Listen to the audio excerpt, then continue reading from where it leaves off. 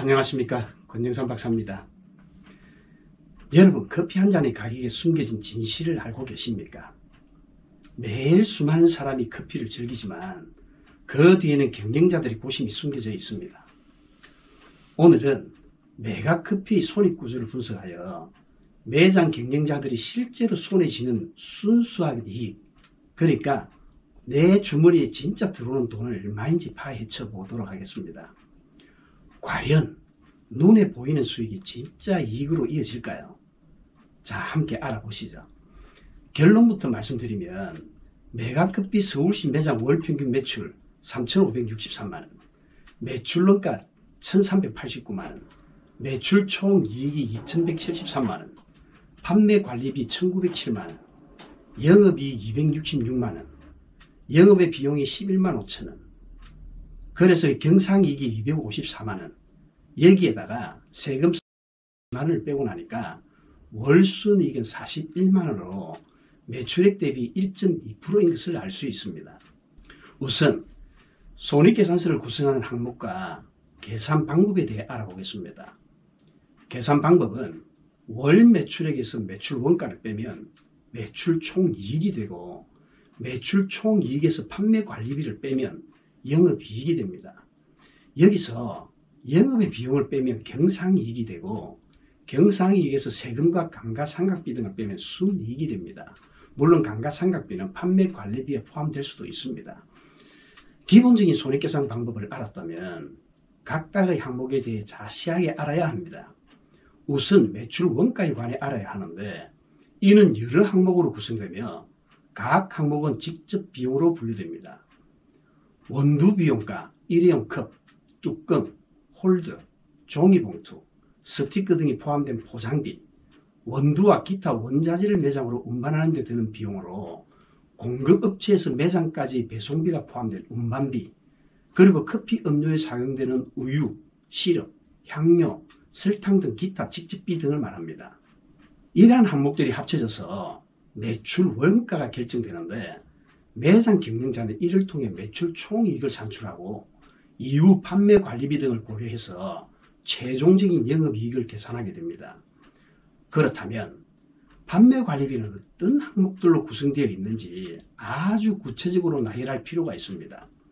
사실 이 부분에서 많은 경영자가 간과하거나 경홀히 여기는 경우가 많습니다.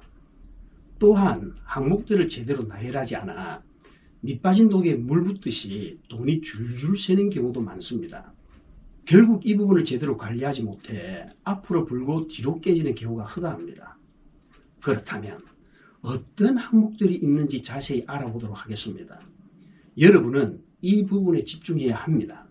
사업 성패는 이 부분에서 결정된다고 해도 과언이 아니기 때문입니다.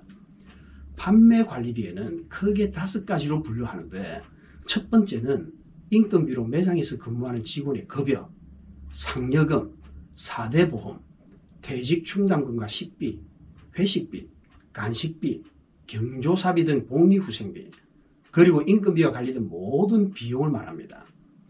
여기에는 경영자 자신, 그리고 바리스타 정직원, 아르바이트 직원 등의 급여가 포함됩니다. 두 번째는 차임, 즉 임차료로 매장을 운영하기 위해 임차하는 공간에 대한 비용입니다. 월세, 보증금, 관리비 등이 여기에 포함됩니다. 세 번째는 수수료로 카드 결제 수수료, 배달 플랫폼 이용 수수료, 세무사 기장 수수료 등 외부 서비스 이용에 대한 비용입니다. 네 번째는 마케팅 비용으로 광고, 프로모션, 이벤트, 할인 행사 비용 등 고객 유치를 위한 마케팅 활동에 드는 비용을 말합니다. 다섯 번째는 공공요금 및 기타 운영비로 전기, 수도, 가스 등 공공요금과 냉난방비, 지방세 등 제세공과금, 그리고 화재보험료, 통신비, 교통비, 자동차 보험료, 차량 유지비, 청소용품, 냅킨, 화장지, 일회용 티슈 등 소모품비, 그리고 비품 등에 들어가는 비용을 말합니다. 이 외에도 유지보수 비용이나 작은 장비 구매 비용 등도 포함될 수 있습니다. 이러한 항목들은 매장 운영의 필수적인 비용들로 판매 관리비 항목을 얼마나 세밀하게 포함시키느냐에 따라 매장의 손익이 결정된다고 보면 됩니다. 따라서 판매관리비 항목을 많이 이렇게 늘리는 것이 실패를 줄이는 지름길임을 잊지 않았으면 합니다. 이렇게 매출 총이익에서 판매관리비를 뺀 것이 영업이익입니다. 실제 현장에서는 영업이익만을 주장하는 사람들이 많습니다. 예를 들어 가맹점 모집을 하는 가맹본부와 권리금을 많이 받으려는 매장 경영자, 그리고 점포 양도 양수를 전문으로 하는 컨설팅 업체 등을 들 수 있습니다. 참고로 권리금은 바닥권리금과 영업권리금, 그리고 시설권리금을 합계라고 했습니다. 하지만 바닥권리금은 상권가 입지 프리미엄 값으로 높은 임대료를 취득하는 건물주 임대인이 이미 받은 것으로 여기기 때문에 주장할 수 없습니다. 그래서 권리금은 영업권리금과 시설권리금을 합하면 되는데, 영업권리금은 1년간 해당 매장에서 올린 순이익의 합계이고, 시설권리금은 5년 감가상각을 통한 잔존가액만을 시설권리금으로 인정합니다. 따라서 5년이 지난 매장은 잔존가액, 즉 시설권리금이 없다고 보면 됩니다. 최근과 같이 최악의 경기 속에서는 장사가 안 되거나 손실만 누적되는 매장이 많아 개설 연수, 즉 업력에 관계없이 권리금을 받지 못하는 경우가 많습니다. 또한 영업이익에서 영업의 수익과 영업의 비용을 더하거나 뺀 금액이 경상이익입니다. 즉 매장을 통해 저축한 자본에서 나오는 이자 등 영업의 수익과 융자 혹은 대출에 대한 이자 등 영업의 비용을 더하거나 뺀 금액이 경상이익이라는 말입니다. 그런데 문제는 자영업자 중에서 경상이익까지 계산하는 분들이 생각보다 많지 않다는 것입니다. 이제 가장 중요한 순이익에 대해서 알아보겠습니다. 경상이익에서 부가가치세와 종합소득세 등 세금과 감가상각비 등을 뺀 것이 순이익입니다. 자영업자 대다수가 세금과 감가상각비를 고려하지 않거나 간과하다 보니까 부가세와 종합소득세 신고 때에 번개 없다고 하소연하는 사람들이 많습니다. 특히 감가상각비는 개설한 지 5년이 지나지 않았다면 감가상각비를 매월 일정 금액을 빼든지 아니면 일정한 비율대로 빼든지 해야 합니다. 그렇게 순이익을 계산해야 지금 현재 손실을 보고 있는지 이익을 창출하고 있는지 알 수 있습니다. 이뿐만 아니라 손익계산서는 원가 절감과 비용 절감을 위해서도 필요합니다. 따라서 여러분이 반드시 유의해야 할 부분이 바로 순이익 부분입니다. 기본적인 손익계산 방법을 알았다면 본격적으로 매각급여의 손익비율은 어떻게 되는지 알아보도록 하겠습니다. 시중에 떠도는 손익계산서는 무시하겠습니다. 손익계산서의 구성은 매출액, 매출원가, 매출총이익, 판매관리비, 영업이익, 경상이익, 순이익 7단계를 거친다고 말씀드렸습니다. 매각급여의 2023년도 공정거래위원회 등록된 정보공개서 내용에 보면 서울시 매장의 평균 월 매출이 3,563만 원으로 나타납니다. 이를 토대로 자세히 계산해 보도록 하겠습니다. 월 매출액에는 부가가치세가 포함되면 물론입니다.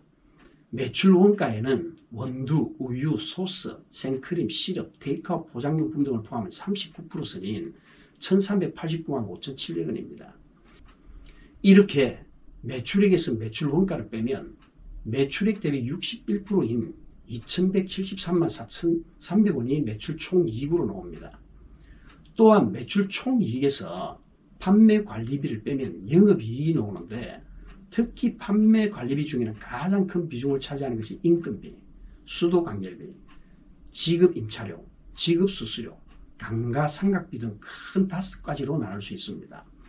인건비는 총급여, 4대 보험료, 퇴직충당금 등으로 198만 1,135원으로 매출액 대비 30.4%를 차지할 만큼 큰 비중을 차지하고 있습니다. 수도관열비는 160만 원으로 매출액 대비 4.5%를 차지합니다. 그리고 지급임차료는 월세 245만 원과 부가세, 일반 관리비를 포함해서 287만 원으로 매출액 대비 8.1%를 차지합니다. 지급 수수료에는 카드 수수료, 배달 플랫폼 수수료, 기장 수수료 등이 월 196만 2,760원으로 5.5%를 차지하고 있습니다. 이 외에도 방역 및 위생관리 서비스를 제공하는 회사 세스코 등 기타 비용과 본부에 매월 지급하는 로열티, 그리고 소모품비, 보험료, 쿠폰 등 할인 비용, 광고 선전비, 제세공과금, 차량 유지비, 교통비, 통신비, 식사비 등을 판매관리비에 집어넣으면 월 1907만원 58.7%를 차지하게 됩니다. 여기서 여러분이 명심해야 할 것은 소소한 비용이라도 빠짐없이 판매관리비에 포함해야 한다는 것입니다. 판매관리비를 아주 세밀하게 정리했다면 영업이익은 정확하게 도출될 것입니다. 영업이익은 매출액에서 판매관리비를 빼면 266만 3,856원으로 7.5%를 차지합니다.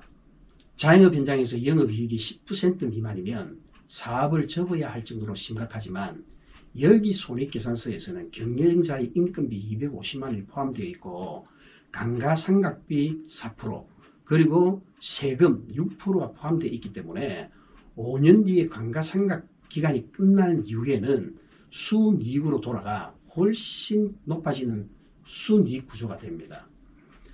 하지만 손익계산은 영업이익만 보면 안 됩니다. 영업이익에서 영업의 비용, 즉 금융권에서 빌린 3천만 원은 4.6%의 이자율을 적용했을 때 월 11만 5천 원, 매출 대비 0.4% 정도가 지출하게 됩니다.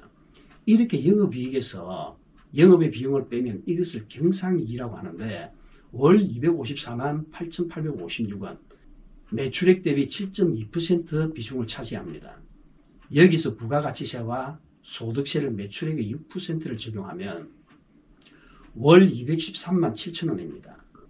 따라서 경상이익에서 세금을 빼면 순이익이 월 41만 1,000원으로 매출액 대비 1.2%가 나옵니다.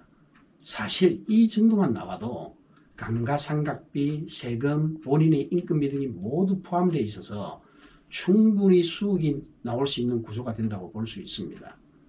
다만 여러분에게 당부를 드리는 말씀은 손익계산에서 생각하지 못했던 비용들 때문에 월 매출액 3,563만 원이 나온다고 해도 실제 경영자의 손에 들어온 돈은 얼마 되지 않는다는 것을 알아야 할 것입니다. 물론 이렇게 보수적으로 계산해야만 안정적인 현금 흐름을 만들 수 있다는 것을 잊지 않았으면 합니다. 이번 영상은 여기까지입니다. 다음 영상에서는 경영자 자질 12가지에 대해서 말씀을 드리려고 합니다. 많은 기대 부탁드립니다. 감사합니다.